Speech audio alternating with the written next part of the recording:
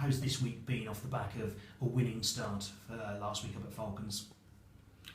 We all realise that coming in after a win is much easier than coming in after a defeat. But first game of the season was important for us. There was everybody felt with a bit of pressure going into the first game. We've had such a long build up to it, but we're delighted to get the win. Delighted with large parts of the performance, and ready now for an even bigger challenge this week with Saracens coming to Kingsholm.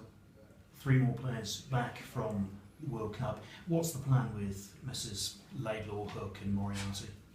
The challenge is, as we've said all the way through, is that depending on the players who come back in, how they're feeling individually, their game time during the World Cup, any bumps and bruises, that will have an impact on in terms of our selection. So the players have come back in. Greg still isn't, and he's having a few days off after the disappointment of Sunday afternoon.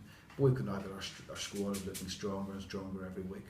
We're delighted to get the players back in. They've brought a new enthusiasm and intensity to training that they'll have experienced over the course of the last few weeks in World Cup. So delighted to have them back in, delighted to have a stronger squad, and they'll all see plenty of game time over the next few weeks.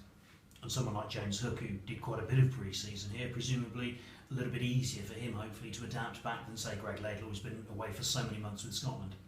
There have been players, some of the Tongans have been in and out of the squad and out of World Cup squads. As you said yourself, James Hook, Ross has been back at different stages. So they've been part of a large amount of the training that we've done, and integrating them back in shouldn't be as difficult as you said, perhaps as it would be for someone like Greg, who's been away really since last May. Saracens, of course,